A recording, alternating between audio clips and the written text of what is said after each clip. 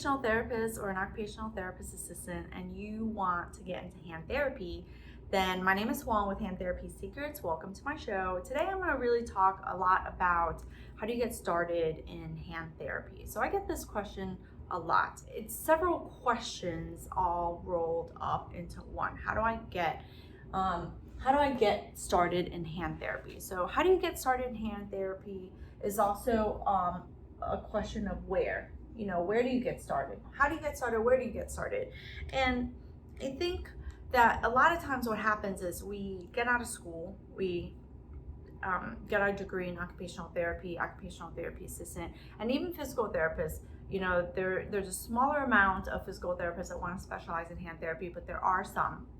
I've got some in my program, and I think it's wonderful. I think that really post graduate school, you have an opportunity to specialize in anything that gives you passion, right? So when we first get started in school, in graduate school, or in any kind of academic area, you are just taught the basics. You're just taught like the basic principles. This is what we do, and you're kind of doing it so that you have an opportunity to work in the field as that, right? But once you get out into the field, one of the things that I've noticed is that there's a lot of people who come out and they don't know what they're supposed to do, right? You get some practice, you do your internships and stuff like that, but not all internships are created the same. I mean, we try to standardize a lot of different things in terms of how do you create subnotes and how do you do an evaluation, but it can change from place to place. But your critical thinking skills don't change from place to place. The idea of doing an evaluation, the key things within evaluations actually don't change. How do you get started in hand therapy is like you're already getting started. You already know certain things, and you have to give yourself credit for that. You know how to do an evaluation. It's just now what you want to do is like, how do I do a better evaluation for a hand injury? How do I do or ask better questions or different questions when I'm working with a shoulder patient? And so that's where you want to come in at. You already know certain things. If you're an occupational therapist assistant, then you might not do the evaluations, but in a way you're getting the evaluation from your OT, and then your job is to ask different questions too. And it really kind of comes down to what kind of questions are you asking, and do I even know what those questions are? So I just want to say that first, you do know something. And when it comes to, it's really like, how do you get better at it? Well, first of all, where do you go? You want to go and take certain courses, right? Now, there's a lot of stuff online right now. Usually it's like, oh, I want to take a class on hands. So then you end up taking a class on hands. And even then it might be like, oh, it's a flexor tendon, right? Or, oh, it's a casting class, or it's a, contractures class, or, anything like that. But maybe it's hands. When I first got started, I took several different classes that were very specific. They were maybe manual skills, right? So you can do manual skills, and I took one that was specifically for shoulders. I took one specifically for wrists, and there are other courses, like you can do a course all on orthosis. You can do a course all on kinesiotaping. There's so many courses that you can take.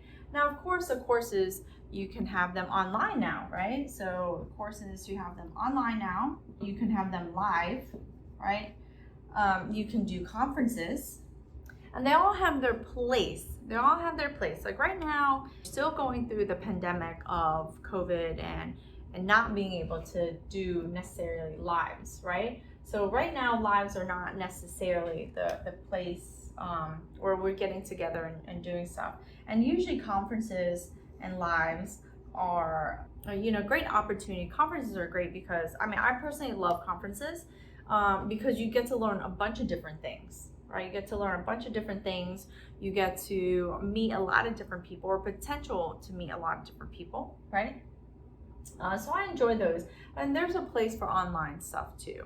You can, sign up on programs like Summit, on MedBridge. MedBridge has like a slew of courses. I saw something on Home CU's ot.com, or something like that. There's like a slew of online stuff. But if you want to do hand therapy, then you want to be strategic in thinking about what courses are going to actually help you get there, help you develop your skills in getting started in hand therapy. Now, it might be that you do certain courses that pertain to the job that you currently hold, right? Now, I've got a few courses of our own here at Hand Therapy Secrets, and what I love about it is it gives you that online aspect, right? That we meet online in the Hand Therapy Mentorship. We meet online, and we actually meet live, which is like the biggest aspect of that.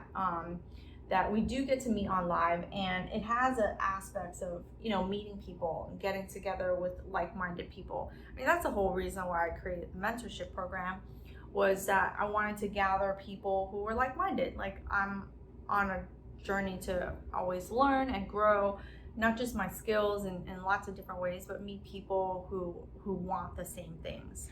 We get to meet on live, and we get to talk through cases and stuff like that, but we get to do it online. So and what I really love about it is that it kind of captures everything. It captures, we go through different topics of hands and wrists and elbows and shoulders, and then we can go through different techniques. And really, one of the things that I love about it is that the whole idea of it is to teach principles and allow people to teach people how to critically think through those types of problems, and then help them become the decision makers, right? So that's one of the reasons why I love and have created the program I've created. But I mean, obviously the Hand Therapy Mentorship program is not for everybody. It's not the only program and course available. So I would encourage you, if you want to get started in hand therapy, you get started with some key courses that's going to help you.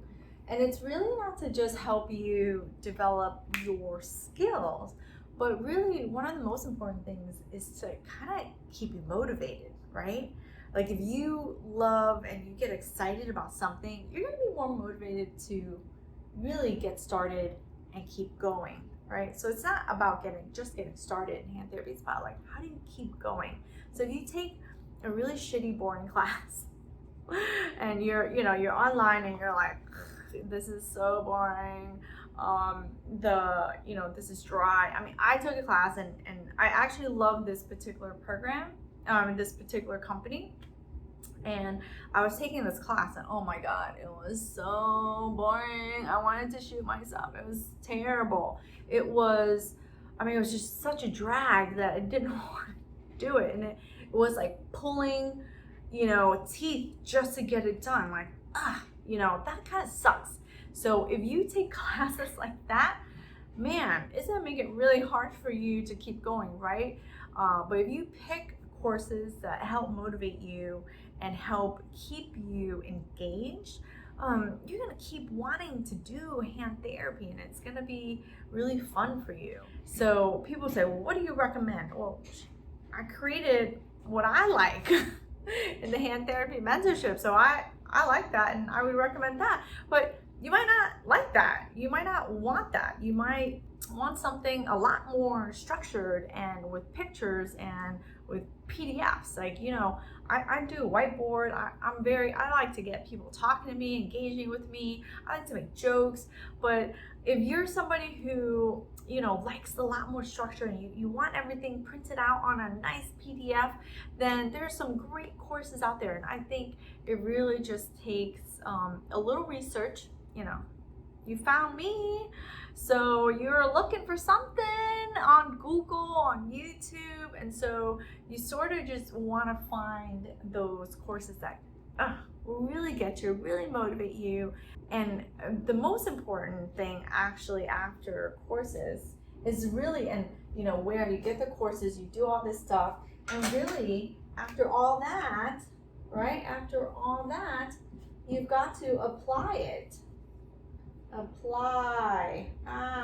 Apply it, right? You've got to apply it. How do you get started in hand therapy? You gotta learn some key things so that you can help people. And you learn those key things by taking courses and developing your skills. And really, it's the skill of critically thinking through different types of problems so that you can help that person. And when you help that person, when you help that patient of yours, that person, right? They're a person.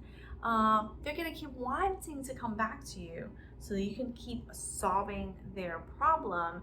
And instead of just thinking about how do I get started in therapy, you're gonna think about like, how do I keep going in therapy? Because I just love it so much and I get to apply it, all this knowledge of how to treat somebody, of how to help somebody, and I get to apply it and they get to see the results, right? They get to have less pain, they get to move better, they get to be able to use their arms and function in their life to play with their kids, cook, do their hair and makeup, and anything that it is that they want to do.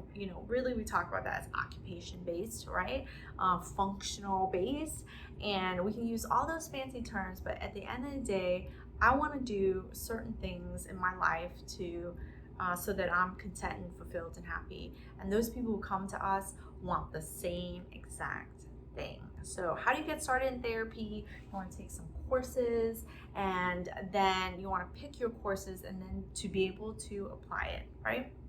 Don't get too far ahead of like just that right now, right? Just that right now, because a lot of people get very overwhelmed because they're like, I want to become a CHT, I want to study for the exam.